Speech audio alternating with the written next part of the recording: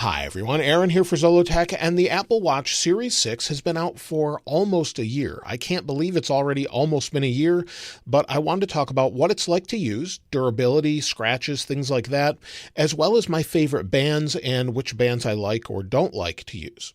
Now, the first thing is durability and scratches. This is the Apple Watch Series 6 edition, meaning it's the titanium version. The outside edge is titanium, the display is sapphire, and they're extremely durable in my testing over the years with different Apple Watches. I've used the stainless steel. This is my first edition version that I've used for any amount of time. And as you can see, it's titanium. It doesn't really have any scratches, but just has some fingerprints. It's a matte titanium finish, and all the way around, it's held up really well. I've had no issues whatsoever with that. And also the display has 0 scratches on it. So no scratches whatsoever. And that's because it's sapphire. I've had one Apple Watch that was aluminum that I wore regularly, and it got a ton of scratches because it was just glass.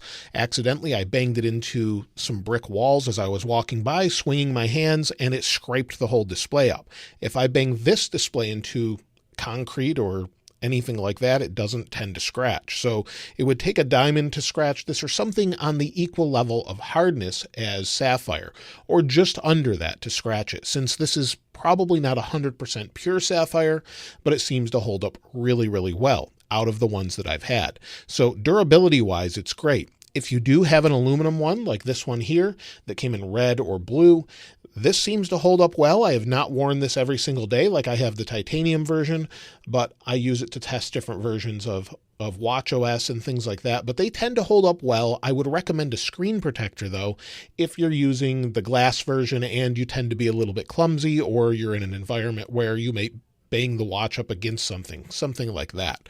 So that's an area where you may want to take some precaution. Now, as far as using it, the things I love is that they've added pretty much every feature that, well, they could do as far as the sensor is concerned.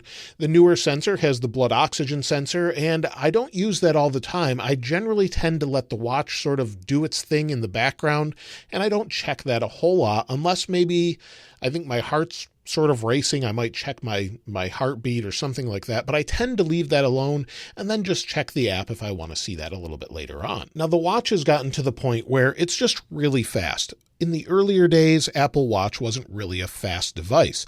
This has the new S6 system on a chip, and most of the time when you just open an app, it opens right up. There's not really delay anymore.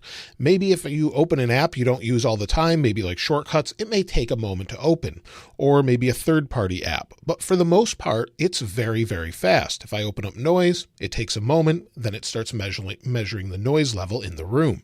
So it's really fast compared to the previous ones, and just really nice to use because you're never really waiting around. If you want to open something up and use it, it's just readily available. So that's something I really, really like with this one. So the compass, you'll see it takes a moment to sort of initialize, and then it just works. So you've got the compass, you've got the altimeter, the always-on display, and it's doing its thing in the background. And so I'm not a huge watch person, but this is really nice to obviously measure activity and workouts and things like that. And so between its overall speed and touch responsiveness, just swiping through different things such as the watch faces, I find this to be easily the best watch they've made. I think mostly just because it's fast. Even though it has the always-on display, it's not something I tend to use a whole lot, but the display is really nice, and I hope this hints at iPhone 13 getting sort of a 120 hertz display where it can have always-on. They can ramp it down to 1 hertz all the way up to 120 hertz. I hope they do something like that they've sort of brought to the iPad and Apple Watch. So if I take my watch and then just bring it down like I'm not using it, it sort of goes to sleep without motion, and then you pick it back up and it's right back to where you were. That's a really nice feature. It does drain a little bit of extra battery, but not so much that I think I need to turn it off. Now, the speaker in this is really nice too. I think it's nice and loud, and it hasn't degraded over time, even getting it wet, bringing it in water, taking a shower if you don't take it off, or even swimming with it. Not really an issue with this watch. You can go down to 50 meters according to Apple with this, and they seem to hold up really well. And if they don't, they tend to help you out in the Apple Store with them. So if I pick it up and ask Siri, or you can just activate that by holding the digital crown, what's the weather outside? Sorry. What's the weather outside? It's currently clear and 91 degrees. So you'll hear it's nice and loud. It's very clear. It doesn't seem to break up and does a great job as far as that goes. Overall connectivity, this is the cellular model. I haven't really had any issues with it. So you'll see I have cellular here. It's loading. I've got my T-Mobile plan on it. It's nice and fast. Works well, connects well. I don't have issues with Wi-Fi or Bluetooth or anything like that. With some of the betas, when you beta test, you will have issues like that from time to time, but it seems to hold up really well. Now, as far as overall battery life, if we take a look, you'll see I'm at 62%. This was put on my wrist at about 10 to 10:30 this morning. And so that's not incredible battery life. Some days is better than others. And if we go to our settings here, we'll go to battery. Under battery, you'll see, again, I'm at 62%. You can see the battery curve here of the usage. If we go down, you'll see it says it was last charged at 10:17 a.m. to 100%, and battery health on this watch is 91% after a year. Typically, these batteries will last a couple years before they need replacement. Now, most people will replace these watches every couple of years, so it's not too much of a big deal, but Apple can sort of get these replaced and fixed for you finally, and before it was really hard to get them to fix them. However, you can get this restored and just have your full battery life left. But you'll see I've lost 9% of my maximum capacity over the past year.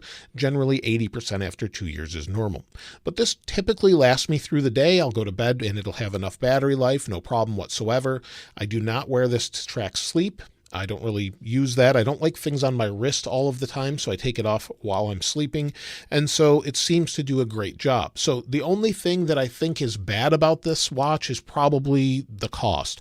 If you have to upgrade every year or you want some of those new features. But basically, if you're happy with what it does, it lasts for years and is typically very reliable. Doesn't have issues with water or anything like that. Now, as far as my favorite watch bands, this is the braided nylon solo loop, and this is one of my favorites just for casual use. It's easy to take on and off your wrist, and it's held up over the past year. It's fairly expensive at $100, but it does do a nice job and seems to hold up well. It's stretchy, but you do need to get the right size for your wrist. If you have large wrists like me, I believe this is a 10 in size, and they're just really nice and comfortable, easy to swap out, of course. Now, for more formal use, you typically see me in a video using the Nomad titanium band. Now, this is their older titanium band, which I kind of like a little bit more. It's held up pretty well over the past couple years, but you'll see there's some wear on it. But this is a titanium band that I typically use, and I find it very comfortable, but it is fairly heavy. So the one complaint I have with it is even though it's adjusted properly, you do have to take links out. It's adjusted properly, but one issue I have with it from time to time is it doesn't hold the sensor close enough to me. So if you want it for maybe working out and things, I may change the band out so that it holds it right nice and tight on your wrist and then can pick up the different things that it's monitoring. But this is my favorite band for regular use as far as if you want more of a formal look. This is what I use 99% of the time. And then if I go for a walk or exercise or anything like that, I use this. You'll see I did get it a little bit wet recently washing my hands, and it holds up well to that as far as this braided loop. Now, I do have a few others here I wanted to share. I don't typically like the standard one that's included. This little nub tends to dig into my desk or other things if I'm resting my wrist on a table, so I don't typically like these because of that. So they dig into things. It's a stainless steel or aluminum sort of nub here, and it just digs into the desk and dent the desk and other things. So that's really not my favorite. Another one that's very comfortable that's more reasonably priced is the Solo Loop. Now, I don't use this a ton, but again, you do need it sized. I don't use it a ton, but it's very stretchy and just stretches onto your wrist. No problem whatsoever there. And so it's very, very comfortable that way, especially if you're in an environment that's wet a lot. This should be probably one of the better ones. Now, there's two others I wanted to share since I've got experience using most of the types of bands that Apple offers. The woven nylon, this is the USA version. The woven nylon, this is one of my favorites because it breathes very well. It's very, very lightweight. So this one is really nice. It's my wife's favorite also, and it just breathes really well, and it's held up fairly well. One that came with my watch that I'm not a huge fan of, it's okay, but it's the sort of the leather magnetic version. So you'll see here it's leather and it goes on like this. If we put in the other part, it goes around your wrist like this and then it goes into the bottom here. It's a little bit tricky to get on by yourself, like that, and then goes around and then adheres magnetically. Now, my issue is it's difficult when you kind of bend your wrist. So sometimes it feels too tight. You loosen it just a little bit, then it's a little too loose. It just doesn't fit that great for my liking. It's comfortable, but it's not my favorite. However, like I said, the braided nylon loop is one of my favorites, and then the titanium band is my other favorite. Now, with all of that said, should you still buy a Series 6 Apple Watch? Well, at this time of the year, I would say if you want the latest and greatest, I would probably wait, as Apple is said to announce a Series 7 with a slight redesign, more squared off, similar to that of the iPhone, sort of squaring everything off to match what the iPhone has. However, if you can find it at a good deal, or you don't care about the latest, then sure, go ahead and buy it. However, I would wait for the Series 7, see what they do as far as any new sensors and things like that, and go from there. Since we're only probably a few weeks out from that time at the time of recording this video anyway, but if you can find this at a deal, it's a really phenomenal watch. Either model is fine. The aluminum, the titanium, the stainless steel, they're all super nice and feel super premium. But if you want a more squared off design, I might wait and see if the Series 7 actually offers that and go from there. But I would highly recommend an Apple Watch if you have an iPhone. They're a great device, and using cellular works fine. I use it remotely just to take walks without my phone. But normally I don't recommend buying the cellular version for most people, as you will have to add about $10 a month or more to your plan in order to use it. So it's not for everyone as far as that goes. As long as you have Wi-Fi around, you'll be fine. Otherwise, then I would recommend getting it if you use this for communication a lot and things like that. But I definitely recommend one if you don't have an Apple Watch already. It's super fast. We'll get updates for years too. It should probably get updates for at least 3 to 5 years at this point. So I wouldn't really hesitate as far as that goes. Let me know what you think of the Apple Watch. Do you have one? Which one do you use? Do you even maybe have the gold original Apple Watch? I'd love to hear from you in the comments below. If you'd like to get your hands on the wallpaper in this video on this iPhone, I'll link it in the description like I normally do. And if you haven't subscribed already, please subscribe. And if you enjoyed the video, please give it a like. As always, thanks for watching. This is Aaron. I'll see you next time.